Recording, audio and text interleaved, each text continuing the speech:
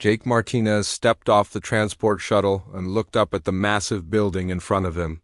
The Galactic War Crimes Tribunal stood like a mountain of crystal and metal, reaching high into the purple sky of Nexus Prime, light from 3.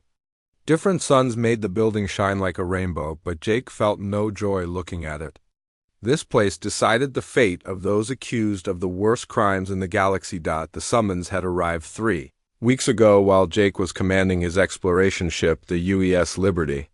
He had been mapping uncharted systems near the Outer Rim when a squadron of Corothian enforcement ships surrounded his vessel. Their captain, a large reptilian creature with golden scales, had delivered the legal papers with what Jake could only describe as satisfaction. Commander Jake Martinez of the Human Federation, the Corothian had announced through the communication system, "You are hereby summoned to appear before the Galactic War Crimes Tribunal to answer charges of genocide, violation of sentient rights, and deployment of prohibited weapons against the Zephyrian colonies." Jake had read the charges 3 times before the weight of them hit him. They were accusing him of killing over 2 million people. The penalty for such crimes was death by molecular dissolution, a process that would erase him from existence so completely that not even atoms would remain. Now, walking through the grand entrance of the tribunal building, Jake tried to stay calm. Beings from dozens of different species filled the halls. He saw the tall, graceful Etherians with their flowing robes, the small but intelligent Vortani with their large eyes, and the mechanical synthetics whose bodies clicked and whirred as they moved. All of them stared at him as he passed. Word had spread quickly through the galactic community about the human who would face trial for mass murder. The prosecution had done their work well. News broadcasts across 47 worlds had painted Jake as a monster. They showed images of 3 Zephyrian planets, their crystal cities broken and empty, their skies dark with ash. The report said Jake had personally ordered the destruction of these worlds, turning them into lifeless rocks floating in space. Jake's assigned lawyer, Lisa Stone, waited for him outside the main courtroom. She was a small woman with nervous eyes who worked for the Terran diplomatic corps. Her job was to represent humans in legal matters across the galaxy, but she had never handled a case this serious. "Commander Martinez," she said, her voice shaking slightly, "I have to tell you, the evidence against us looks very bad. The prosecution has video footage, survivor testimony, and planetary survey data. They say you killed 2.3 million Zephyrians in 3 days of bombardment." Jake nodded calmly. "I understand, Lisa. But tell me, have you seen the complete files from the mission?" Lisa looked confused. "Complete files? I was given a summary report and the prosecution's evidence package. That's standard procedure." "I see," Jake said. He reached into his uniform pocket and pulled out a small data tablet. "Then we have some work to do before the trial starts." The courthouse filled with beings as the trial time approached. Jake had never seen so many different species in one place. The gallery seats rose up in circles around the central floor, each section designed for different types of life forms. Some areas had special atmosphere generators for beings who breathed different gases. Others had gravity adjusters for species. From high or low-gravity worlds, in the prosecution section sat Veltar, the lead prosecutor. He was a Manthari, one of the insect-like species that controlled much of the galaxy's trade routes. His body was covered in a hard, dark shell, and his large compound eyes reflected light like mirrors. When he moved, his forearms gestured in precise patterns while his mandibles clicked in what Jake knew was satisfaction. Veltar had built his career on prosecuting war criminals. He had sent dozens of beings to their deaths over the past century, and he was known for his thorough preparation and ruthless tactics. The other prosecutors called him the Harvester because he collected guilty verdicts, like a farmer collected grain. Behind Veltar sat a team of investigators, legal assistants, and expert witnesses. They had spent months building their case against Jake, gathering evidence from 3 star systems and interviewing hundreds of survivors. Their file cabinets contained thousands of documents, photos, and recordings that painted Jake as one of the most dangerous war criminals in galactic history. The judge's platform stood high above the courtroom floor. Judge Zarmuth slowly moved into position, his crystalline body pulsing with soft blue light. The crystalline species lived for thousands of years and were known for their fairness and wisdom. Zarmuth had presided over war crimes trials for 3 millennia, and his decisions were respected across the galaxy. "This tribunal will now come to order," Zarmuth announced, his voice echoing through the chamber in dozens of different languages as the translation systems activated. "We are here to determine the guilt or innocence of Commander Jake Martinez of the Human Federation in the matter of alleged war crimes committed against the Zephyrian people." Jake stood as his name was called. Around him, hundreds of beings watched in silence. Some showed obvious disgust on their faces. Others seemed curious about this human who stood accused of such terrible crimes. A few looked at him with what might have been pity. Prosecutor Veltar rose from his seat and approached the center of the courtroom. His movements were sharp and precise, like a predator stalking prey. When he spoke, his voice carried the authority of someone who had never lost a case. "Honored Judge, distinguished members of this tribunal, what we have before us today is a clear case of barbaric violence against innocent civilians. The defendant, Commander Martinez, used illegal weapons to destroy 3 peaceful worlds, killing every living thing on their surfaces. The evidence is overwhelming and undeniable." Veltar activated a holographic display that showed the 3 Zephyrian worlds as they appeared now. The planets looked dead, their surfaces gray and empty. Where once beautiful crystal cities had stood, now only ruins remained. "The prosecution will prove that Commander Martinez acted without authorization, used weapons banned by 17 different galactic treaties, and showed complete disregard for civilian life. We will show that his actions constitute genocide of the highest order." The courtroom buzzed with angry whispers. Several beings in the gallery made gestures that Jake recognized as expressions of disgust in their cultures. Judge Zarmuth called for quiet, then looked down at Jake. "The defendant may now make his opening statement." Jake stood and walked to the center of the courtroom, carrying his small tablet. He connected it to the tribunal's holographic display system, ignoring the confused looks from both the prosecution and his own lawyer. "Your Honor," Jake said in a calm, clear voice, "before we proceed with this trial, I would like to present some information that I believe will change everyone's understanding of what really happened on those 3 worlds. With your permission, I have prepared a brief presentation that will explain the true events of what the prosecution calls genocide." The courtroom fell silent. In 3,000 years of trials, Judge Zarmuth had never seen a defendant request to give a presentation as part of their defense. Prosecutor Veltar objected immediately, his mandibles clicking rapidly in agitation. "Your Honor, this is highly irregular. The defendant cannot simply ignore standard legal procedure and give a lecture." But Judge Zarmuth was intrigued. Something about the human's calm confidence suggested there was more to this case than appeared in the prosecution's files. "I will allow it," the judge decided. "Commander Martinez, you may proceed with your presentation. However, be aware that anything you say can and will be used as evidence in determining your guilt or innocence." Jake smiled for the first time since entering the courtroom. "Thank you, Your Honor. I think you'll find this very educational." He pressed a button on his tablet, and the holographic display came to life with the title slide of his presentation. The words appeared in dozens of languages simultaneously. "Operation Helping Hand: The Truth About Human Intervention in the Zephyrian Crisis."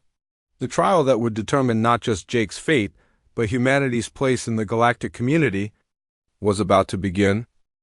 Jake looked directly at Prosecutor Veltar, whose mandibles had stopped clicking. The Manthari prosecutor sat. Judge Zarmuth's crystalline body pulsed with deep blue light as he considered everything he had heard. The courtroom remained silent, with hundreds of beings waiting for his response. The ancient judge had lived for 3,000 years and had never encountered such a complete reversal of evidence in a trial. "Prosecutor Veltar," Judge Zarmuth said, his voice carrying the weight of authority, "you will explain to this tribunal why your investigation failed to discover the Information that Commander Martinez has presented today. Veltar remained seated, his forearms folded across his chest, his mandibles clicked once, then stopped. When he finally spoke, his voice lacked the confidence he had shown earlier. Your Honor, the investigation followed standard protocols.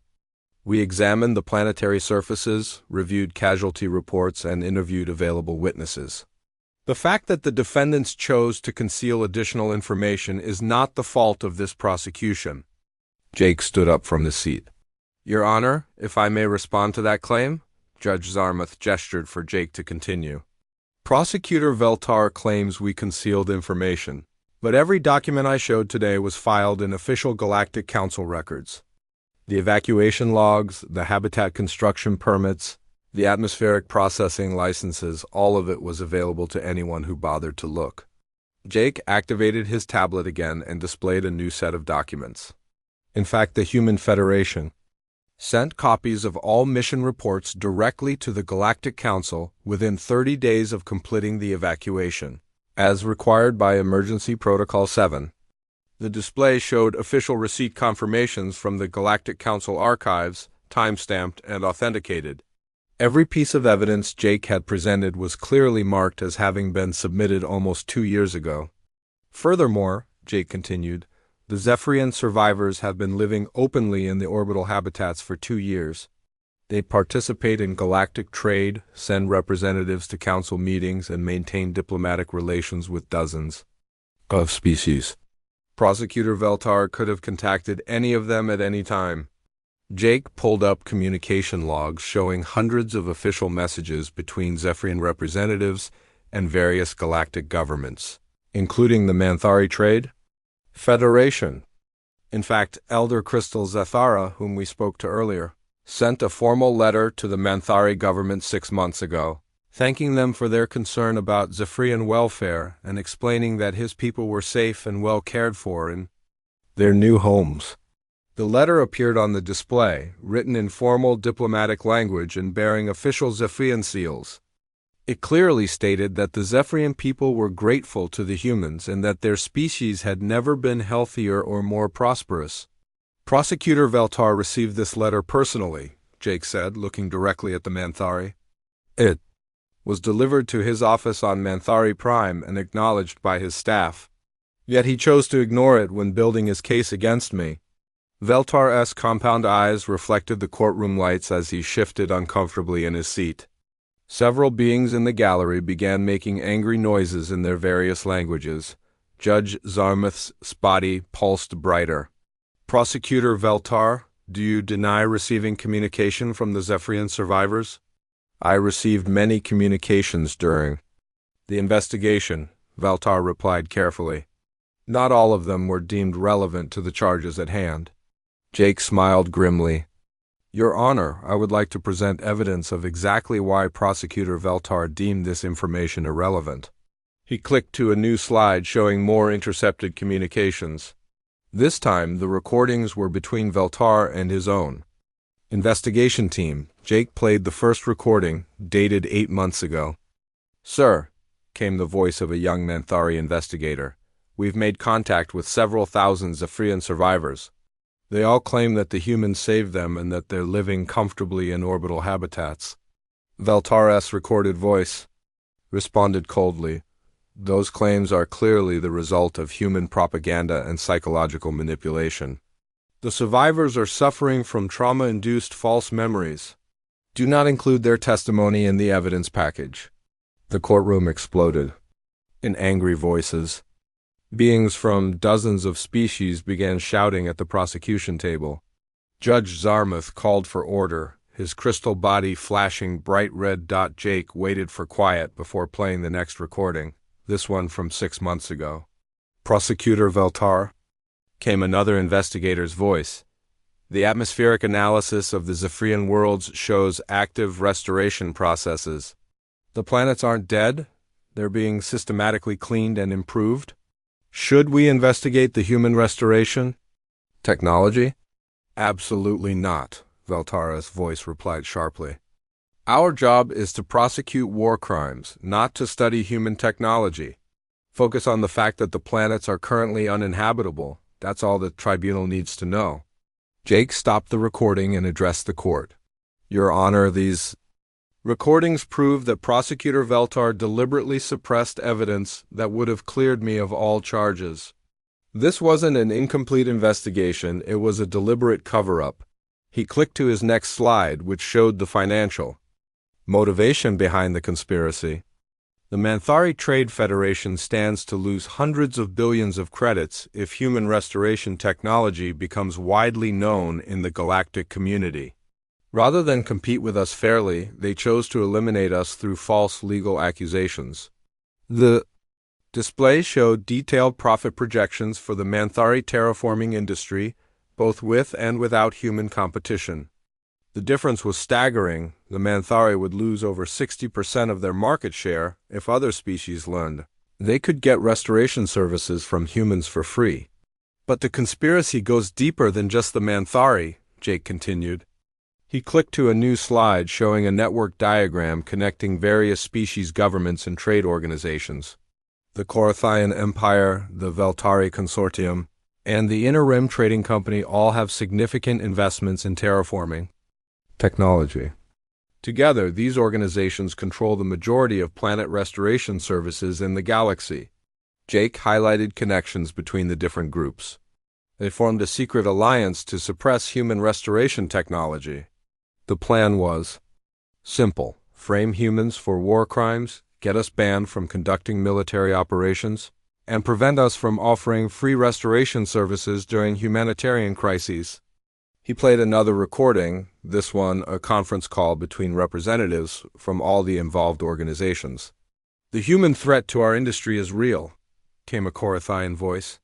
Their technology is centuries ahead of ours, and they give it away for free. If we don't stop them now, we'll all be bankrupt within a decade. A Veltari voice responded, the legal approach is our best option. War crimes trials generate significant media attention. Even if the humans are eventually cleared, the damage to their reputation will be permanent. The Manthari voice that sounded like Veltar added, I can guarantee a conviction if you provide the necessary political support. The human will be executed, and their species will be banned from military operations for at least a century. The courtroom erupted again.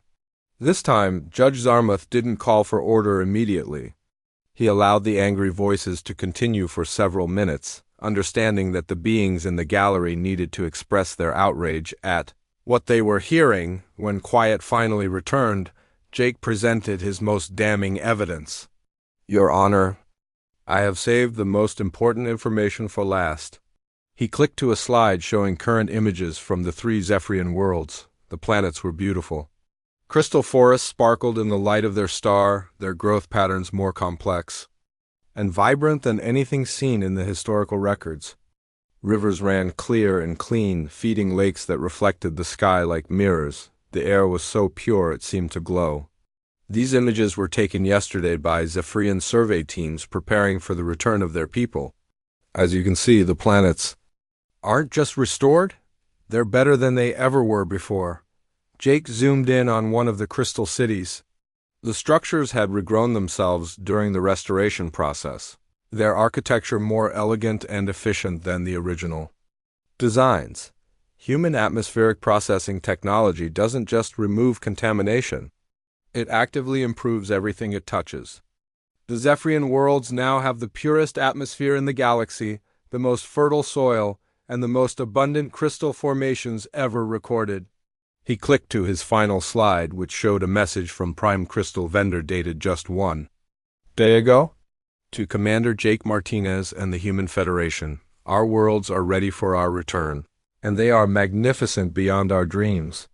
You have given us not just our lives, but a future brighter than anything we dared hope for. The Zephyrian people will remember your kindness for all the generations to come. When the galaxy learns the truth of what you have done, they will understand why humans are the most noble species among the stars. Jake disconnected his tablet and faced the tribunal. Your Honor, the evidence is clear. I didn't commit war crimes against the Zephyrian people. I saved them. The Human Federation didn't destroy 3 worlds. We restored them to a condition. better than they had ever known. He looked around the courtroom, meeting the eyes of beings from dozens. Jake clicked to his next slide, and the holographic display filled with what looked like a communication directory. Thousands of names appeared, each with a current address and contact information. This is the complete registry of every Zephyrian who was living on the three worlds at the time of our intervention, Jake announced. All 2,347,892 individuals, along with their current locations in the orbital habitats we constructed for them. He pressed another button, and the display zoomed in on a random selection of names. Judge Zarmuth, with your permission, I would like to contact a few of these survivors so they can tell this tribunal in their own words what actually happened during the evacuation. Prosecutor Veltar jumped to his feet, his mandibles clicking. Frantically, Your Honor, this is highly irregular. The prosecution was not informed that witness testimony would be presented in this manner. Judge Zarmuth considered the request. His crystalline body pulsed slowly as he weighed the options. I will allow it. However, Commander Martinez, any beings you contact must be willing participants who understand they are testifying before a galactic tribunal. Jake nodded and activated the communication system. The first name on his list was crystal singer Myrthula, a Zephyrian artist who had lived in the capital city of the first planet. The holographic display shimmered, and suddenly a Zephyrian appeared in the courtroom. Her crystal growths were bright and healthy, glowing with soft purple light. She wore robes that sparkled like starlight, and her large eyes showed no fear or sadness. Crystal singer Myrthula, Jake said respectfully, thank you for agreeing to speak with us. Can you tell this tribunal where you are currently living? Myrthula's voice was like music when she spoke. I live in Harmony Station, orbiting my homeworld of Zephyr Prime. The humans built it for us while they cleaned the shard plague from our planet. It is more beautiful than our old cities ever were. Jake gestured to the prosecution table. The prosecutor in this case claims that I killed you and your people 2 years ago. What do you say to that accusation? Myrthula made a sound that Jake knew was Zephyrian laughter. Killed us? Commander Martinez and his people saved every life on our three worlds. When the shard plague reached our cities, we thought our entire species would die within days. The humans came when no one else would help us. She turned to look directly at Prosecutor Veltar. I remember the evacuation clearly. Human soldiers went door to door in our cities, checking every building to make sure no one was left behind. They carried our elderly and our sick to the transport ships with their own hands. They brought food and medicine from their own worlds to keep us healthy during the journey to the stations. Veltar's compound eyes reflected the courtroom lights as he stared at the Zephyrian woman. But the casualty reports clearly show. What? Myrthula interrupted. Show that our planets are empty? Of course they are empty. We are all living in the beautiful homes the humans built for us, while they cure our worlds of the poison the rebels spread. Jake thanked Myrthula and contacted another survivor, this time a Zephyrian engineer named Tech Crystal Verdan.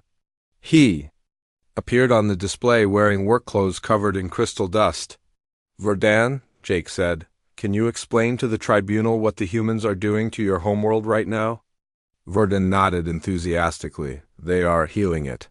The atmospheric processors remove every trace of corrupted crystal from the air and soil, but they do more than just clean. They improve everything they touch. He activated his own small display device, showing images of Zephyr Prime's surface. Look, you can see the progress. The crystal forests are growing back stronger than before. The rivers run cleaner than they have in centuries. The humans have eliminated not just the shard plague, but also the industrial pollution from our old mining operations. Jake clicked to his next slide, which showed detailed environmental reports from all three planets. As Tech Crystal Verdan mentioned, our atmospheric processors don't just remove contamination. They actively restore damaged ecosystems to better than original condition.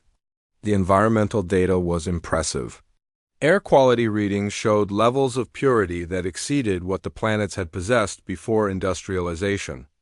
Water supplies were cleaner and more abundant. Even the soil composition had been improved to support better crystal growth.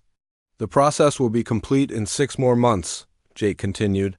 At that time, the Zephyrian people can choose to return to their restored homeworlds or remain in the orbital habitats. Many are choosing to keep both homes, splitting their time between the planets and the stations. Jake contacted one more survivor, an elderly Zephyrian named Elder Crystal Zethara, who had been alive during the early days of the Civil War. Elder Zethara, Jake said with deep respect, you witnessed the entire conflict from the beginning. Can you tell the tribunal why your government asked for human help? The old Zephyrian's crystal growths were dim with age, but his voice was strong. The rebels were not just fighting for political control. They wanted to destroy our way of life entirely. The shard plague weapons they used were designed to corrupt our crystal networks permanently. If they had succeeded, no Zephyrian could ever have lived on those worlds again. He paused, his large eyes reflecting memories of terrible events. Other species offered to help us relocate to new planets, but that would have meant abandoning our ancestral homes forever. Only the humans offered to actually save our worlds while keeping our people alive. Jake thanked the elder and ended the communications. He turned back to the tribunal where hundreds of beings sat in stunned silence. Your Honor, I could contact thousands more survivors, but I think the pattern is clear. Every single Zephyrian who lived through this crisis will tell you the same story. Humans saved their species and their worlds through the most successful humanitarian intervention in galactic history. Jake clicked to his next slide, which showed detailed financial records. The cost breakdown, 847 billion human credits for habitat construction, 312 billion for atmospheric processing equipment, 156 billion for evacuation transport, and 89 billion for ongoing support services. Total cost to the Human Federation, 1.404 trillion credits. Total payment requested from the Zephyrian government, 0 credits. The numbers appeared in currencies from dozens of different species, making it clear just how massive the human investment had been. But the most important question, Jake continued, is why Prosecutor Veltar and his investigation team never discovered any of this information, despite the fact that it was all available in public records. He clicked to his next slide, and the courtroom gasped. The display showed communication intercepts between Veltar and various Manthari officials, as well as representatives from other species governments. These are recorded conversations between the prosecution and several galactic trade organizations. The conversations took place over the past 8 months while they were building their case against me. Jake played the first recording. Veltar's voice was clear as he spoke to someone identified as Trade Director Kexmal of the Manthari Federation. The human restoration technology represents a serious threat to our terraforming industry, Veltar's recorded voice said. If other species learn that humans can restore damaged planets for free, it will destroy our market share in the terraforming sector. Another voice, presumably Trade Director Kexmal, responded, how do we stop them from sharing this technology? We frame their intervention as a war crime, Veltar replied. If we can get humans banned from conducting military operations, they won't be able to offer restoration services to other species during crisis situations. The courtroom erupted in angry voices. Beings from dozens of species began shouting accusations at the prosecution table. Judge Zarmuth called for order. His crystal body pulsing bright red in warning, Jake played another recording, this one between Veltar and an unidentified Korathian official. The evidence manipulation will need to be subtle, Veltar's voice explained. We can't completely fabricate information, but we can present it in a way that makes the humans look guilty. Focus on the empty planets and the casualty numbers. Don't mention the evacuations or the habitat stations. What about the Zephyrian survivors? The Korathian voice asked. We'll claim they were relocated against their will. Forced displacement is also a war crime under Galactic Council law. Jake stopped the recording and looked around the courtroom. There are 17 hours of conversations like this. documenting a conspiracy to frame not just me, but the entire human species for crimes we didn't commit. He clicked to his final evidence slide, which showed the real motivation behind the false accusations. The Manthari Trade Federation controls 63% of the galaxy's terraforming industry. Their profits from planet restoration services total over 400 billion credits per year. Human restoration technology, which we offer for free during humanitarian crises, threatens to eliminate their monopoly. The financial data showed exactly how much money the Manthari stood to lose if other species learned about human restoration capabilities. Rather than compete with us fairly, they chose to eliminate us through legal means. They fabricated evidence, manipulated witness testimony, and deliberately concealed information that would prove our innocence. 1 hour later, Judge Zarmuth returned to his platform, his crystalline body pulsing with steady white light. The courtroom filled quickly as beings from across the galaxy took their seats, eager to hear the verdict that would shape interspecies relations for years to come. Jake sat calmly at the defense table, his hands folded in front of him. Beside him, Lisa Stone looked nervous but hopeful. Across the courtroom, Prosecutor Veltar sat alone at the prosecution table. His mandibles clicked rapidly, and his compound eyes darted around the room as if looking for an escape route. "This tribunal will now come to order," Judge Zarmuth announced, his voice carrying clearly through the translation systems. "I have reviewed all evidence presented in the case of the Galactic Council versus Commander Jake Martinez." The courtroom fell completely silent. Even the background hum of the building system seemed to quiet as everyone waited for the judge's words. "Rarely in my 3,000 years of service has a case presented such a complete reversal of apparent facts," Judge Zarmuth continued. "What began as charges of genocide and war crimes has revealed itself to be the most successful humanitarian intervention in galactic history." Jake allowed himself a small smile, but he remained focused on the judge's words. "The evidence presented by Commander Martinez is overwhelming and undeniable. The authentication codes on all communications cannot be forged. The testimony from Zephyrian survivors is consistent and credible. The current condition of the restored planet speaks for itself." Judge Zarmuth's still body pulsed brighter as he continued. "Furthermore, the recordings of conversations between prosecution members and various trade organizations reveal a conspiracy to manipulate this tribunal for financial gain. Such actions represent a fundamental violation of galactic law and judicial ethics." Several beings in the gallery began making angry noises in their native languages. Judge Zarmuth called for quiet before proceeding. "On the charge of genocide against the Zephyrian people, not guilty. The evidence clearly shows that Commander Martinez saved every civilian life on 3 worlds, evacuating 2.3 million beings to safety while restoring their planets to better than original condition." Cheers erupted from the gallery, where many Zephyrian representatives had gathered to hear the verdict. Judge Zarmuth allowed the celebration to continue for several minutes before calling for order. "On the charge of violation of sentient rights, not guilty. The evidence shows that all actions taken by Commander Martinez were specifically authorized by the Zephyrian government and conducted in full accordance with Emergency Protocol 7. More cheers filled the courtroom. Jake felt a weight lifting from his shoulders that he hadn't realized he was carrying. "On the charge of deployment of prohibited weapons, not guilty. Human atmospheric processing technology is not a weapon system, but a restoration tool. Its use was both legal and beneficial to the affected worlds." Judge Zarmuth paused, his crystal body shifting to a deeper blue color. "However, this tribunal's work is not finished. The evidence presented today reveals crimes that demand immediate action." He turned his attention to the prosecution table, where Veltar sat motionless. "Prosecutor Veltar of the Manthari Trade Federation, you are hereby charged with evidence: tampering, conspiracy to commit judicial fraud, and abuse of prosecutorial authority. You will be taken into custody pending a full investigation." Security officers moved toward the prosecution table, but Veltar made no attempt to flee. He seemed frozen in his seat, his mandibles no longer clicking. Furthermore, Judge Zarmuth continued. This tribunal orders a comprehensive investigation into the actions of the Manthari Trade Federation, the Korathian Empire, the Veltari Consortium, and the Inner Rim Trading Company.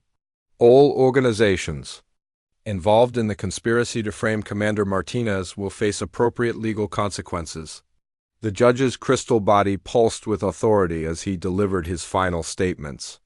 This tribunal also issues a formal commendation to Commander Jake Martinez and the Human Federation for their exemplary conduct during the Zephyrian crisis. Their actions represent the highest ideals of galactic civilization, placing the welfare of other species above personal profit and using advanced technology to heal rather than harm. Jake stood as Judge Zarmuth addressed him directly. Commander Martinez, your presentation today has not only cleared your name but has revealed a conspiracy that threatened the integrity of our entire legal system. You have performed a service to the galactic community that extends far beyond your humanitarian work on the Zephyrian worlds. The judge paused, considering his next words carefully. This tribunal recommends that the Galactic Council establish formal protocols for sharing humanitarian technologies between species. The human atmospheric restoration technology should be made available to all council members for use during environmental crises. Excited chatter filled the courtroom as representatives from various species began discussing the implications of this recommendation. The proceedings in this case are now concluded, Judge Zarmuth announced. Commander Martinez, you are free to go with the gratitude and respect of this tribunal. As the gavel came down, the courtroom erupted in celebration. Beings from dozens of species stood and applauded, many of them approaching Jake to congratulate him personally. Lisa Stone grabbed Jake's arm, tears of relief streaming down her face. Commander, I have to ask, how did you know the truth would be enough to clear you? Jake disconnected his tablet from the tribunal systems and smiled. Lisa, I've learned something important about presenting information to large groups. The truth is always more powerful than lies, but only if you present it clearly and completely. He gestured toward his tablet. Humans have been creating presentations to share information for centuries. We've learned that complex ideas need to be broken down into simple, understandable pieces.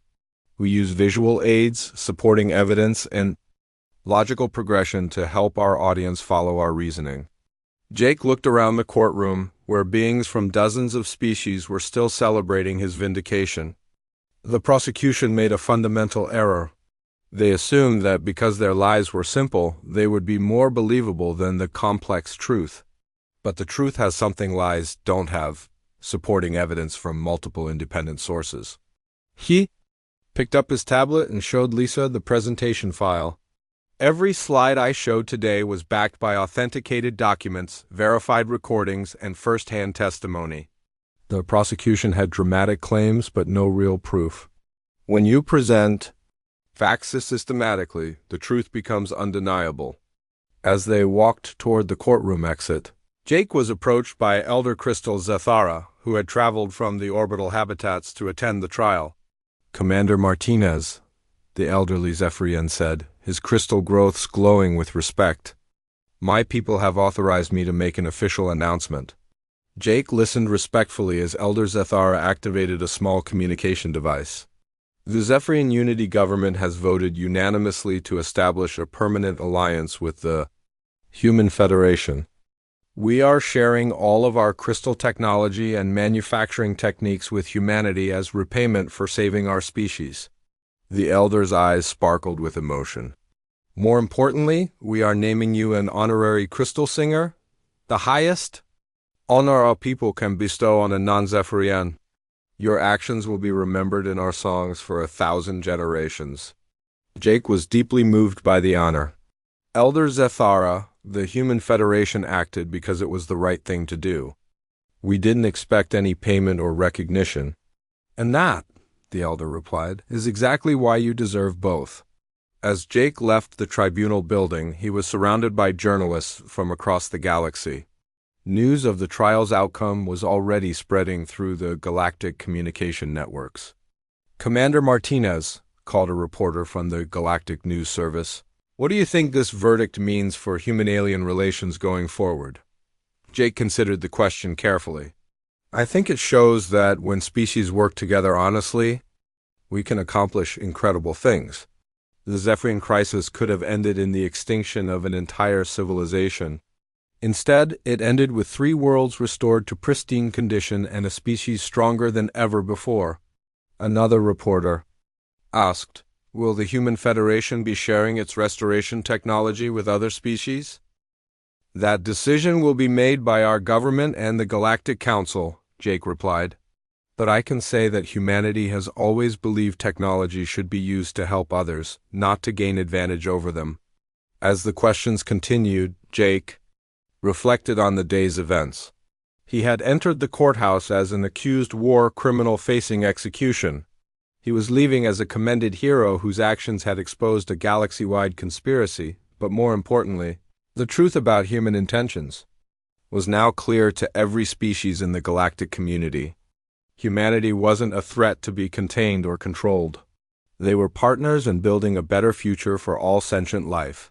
Jake's tablet chimed with an incoming message from Admiral Sarah Mitchell, commander of the Human Federation's exploration fleet. "Jake," the message read, "outstanding work today. The entire human fleet is proud of you. When you're ready for your next assignment, we have 12 different species requesting humanitarian assistance with environmental problems. Apparently, word travels fast in the galactic community." "Well done, Commander." Jake smiled as he put tea.